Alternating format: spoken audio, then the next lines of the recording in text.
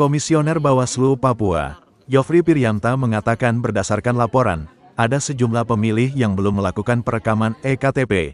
Dirinya juga mengingatkan agar KPU berkoordinasi dengan Dukcapil untuk memastikan warga yang belum melakukan perekaman namun sudah terdaftar di DPT, untuk segera melakukan perekaman EKTP.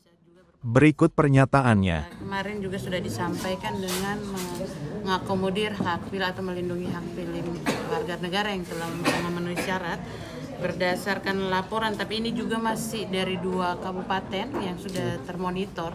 Itu ada sejumlah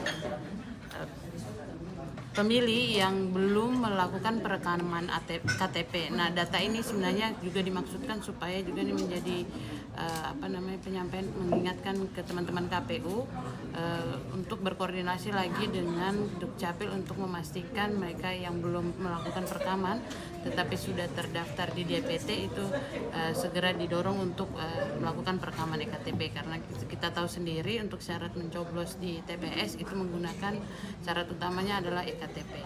Nah, kalau di Kerom sendiri datanya itu ada sekitar 1.514 pemilih yang terdaftar sebagai pemilih non KTP elektronik. Sedangkan untuk di Mambramo Raya sendiri itu ada pemilih yang sudah melakukan perekaman dan sudah dimasukkan ke DPT itu ada 70, tetapi data pemilih yang belum terdaftar di DPT dan belum melakukan perekaman itu ada sekitar 1.262 pemilih. Ini yang mungkin harus juga didorong oleh teman-teman dan menjadi perhatian teman-teman KPU untuk memastikan ada sekitar 1.262 yang belum masuk DPT, tetapi kita punya DPT sudah ditetapkan baik secara kabupaten maupun di provinsi.